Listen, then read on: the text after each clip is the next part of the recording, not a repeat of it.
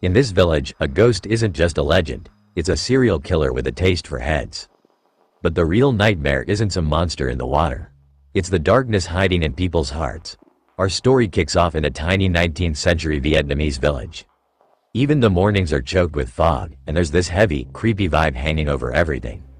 For 5 years, these people have been living under a shadow, a terrifying urban legend they call the drowning ghost. The locals are convinced a vengeful spirit is squatting in the lake. This thing doesn't just drown people, it drags them down and literally eats their heads. So far, 8 people have been checked out permanently, and their headless bodies were found washed up on the shore. The whole village is shaking in their boots. In the middle of all this panic, we meet Moon, a clothing merchant. She's a tough-as-nails woman who loves her niece more than anything. But Moon's world gets rocked when her niece suddenly goes Mia. 5 days go by. Moon looks everywhere, but she's coming up empty. All she finds is one of the girl's slippers floating near the shore of that creepy lake.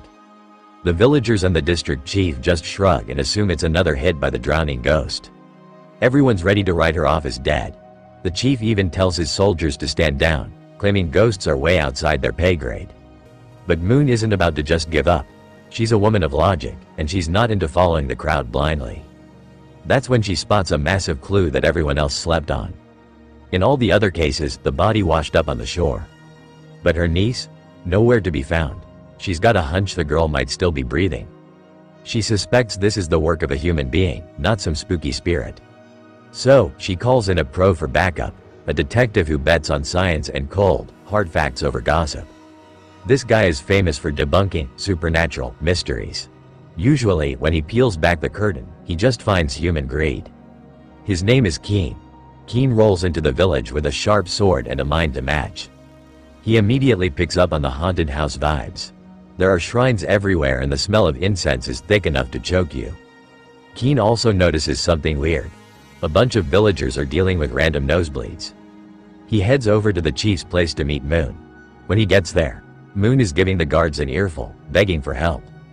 Kien steps in and uses his authority to back her up. We find out Moon and Kien have some history. He actually arrested her corrupt ex-husband once, but she still respects his honesty. Moon tells him straight up, "The chief is a waste of space, everyone's terrified, and my niece is still missing." They head over to the niece's house, where she lived with her dad, and Kien starts his investigation. He learns the girl was pretty quiet and didn't really have enemies. But then, a major lead pops up. 2 weeks ago, a thief tried to break into her room. The girl didn't back down. She stabbed the thief in the hand with something sharp, sending him running for his life. The thief didn't take the expensive stuff, just some pottery. Kien checks the room and sees her clothes and money are still there. She didn't run away, someone took her. Kien decides it's time to check out the lakeshore.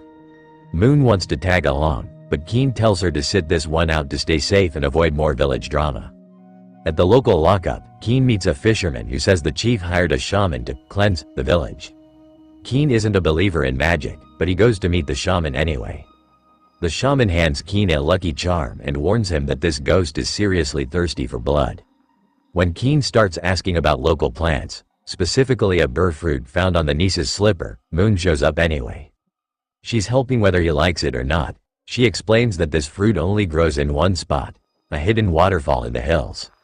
Finally, a real lead. Kien and Moon hike up to the waterfall, and that's where things get real. Kien finds fresh blood on the rocks. Moon starts to lose it, thinking it's her niece's blood. Kien tries to talk her down, suggesting it might be an animal, but he's definitely suspicious. They search until it's pitch black and find nothing. Kien crashes at a guest house for the night. The shaman's incense smoke is drifting through the whole village. While trying to sleep, Kien starts feeling the same symptoms as the locals. His nose starts gushing blood. He's tossing and turning, but when he finally passes out, he has a brutal nightmare. In the dream, he sees the niece by the water, then hands reach out and drag her under.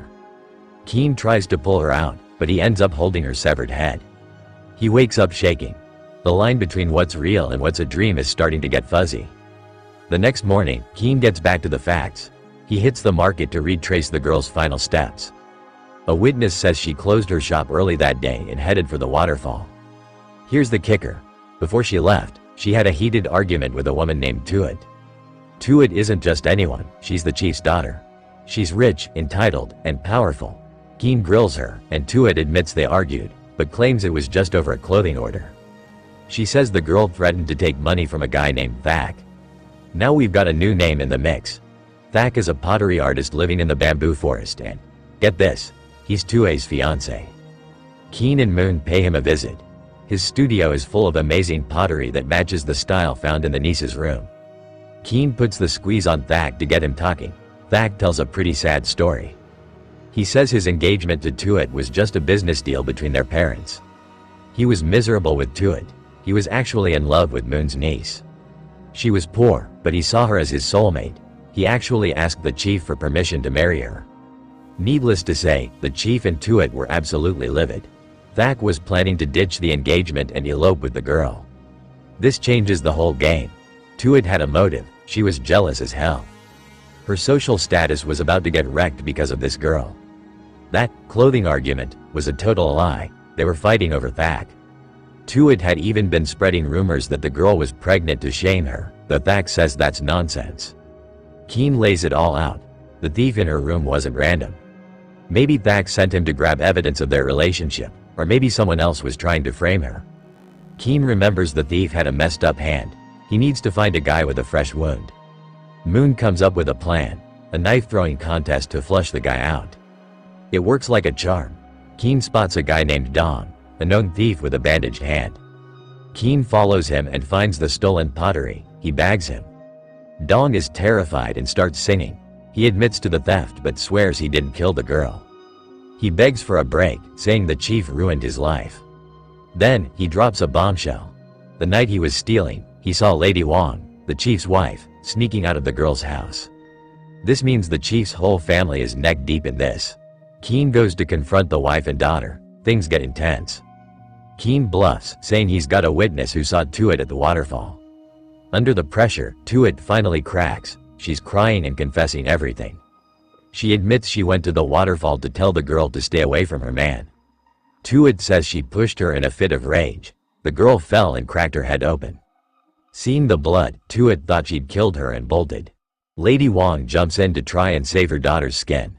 She claims it was an accident and the drowning ghost must have finished the job. Tuat gets arrested, but the body is still missing. Kien is wiped out. The incense smoke is getting thicker, and he starts hallucinating again. He literally sees the drowning ghost coming for him. His deputy shows up just in time to snap him out of it with some old case files. Kien starts looking for a pattern. He reads about a massacre 30 years ago where a family of 14 were beheaded as traitors. The guy who ordered the hit, the district chief when he was younger. While Kien is playing historian, something else goes wrong. Another headless body turns up on the shore. The village loses its mind. Moon is convinced it's her niece. The chief's family is actually relieved. They think this proves the ghost did it and Tuat will walk free. But Kien checks the body and sees what everyone else missed. The skin isn't wrinkled at all. If a body had been in the water for a week, it would look like a giant raisin. Also, the head was removed with a clean, sharp cut. Kien realizes this isn't the niece. It's a fresh body of a different girl, dressed in the niece's clothes to fake close the case. If the body is a fake, the niece might still be alive. Kien knows Dong is still holding out on him. Kien finds the niece's jewelry box with Dong. It turns out Dong and a maid are working together. They've been blackmailing Lady Wang. Dong saw the whole fight at the waterfall. After Tuat ran away, Dong realized the girl was just knocked out. Instead of helping, he stashed her in a cave so he could extort money from the family. Dong tossed the slippers in the lake to keep the ghost story alive. Later, he killed a random woman to plant the fake body so he could demand a massive payout from Lady Wang. Lady Wang agrees to pay up to save her reputation, but she's secretly planning to take Dong out. She takes the cash into the jungle. Kien and Moon follow the money trail. They find the cave where Dong has the niece tied up. Lady Wang tries to frame Dong, and all hell breaks loose. Kien shows up and Dong lunges at him with a sword. It's a brutal fight. Kien is still struggling with the poison incense and seeing ghosts. Meanwhile, Lady Wang tries to finish off the niece to end the whole problem. Moon fights Lady Wang like a total lioness. Just as Dong is about to end Kien, Kien shoves him onto some spikes, killing him. Moon takes down Lady Wang. The girl survives.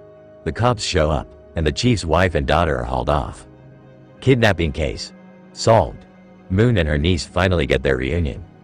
The chief's family is exposed as frauds, but the team still isn't buying the drowning ghost thing. The other deaths are still a mystery. The fake body explained one, but what about the rest? Kien goes back to that incense and takes a sample to a doctor. The doc confirms it contains a rare poison that causes fear, hallucinations, and bleeding. This means the ghost was a scam run by the shaman. Kien rushes to grab him, but the guy has already vanished. Then they find another body, the district chief, and yep, he's headless too. Kien realizes the truth is buried in that 30-year-old massacre. The chief executed 14 family members, but there were actually 15. One kid survived and watched the whole thing.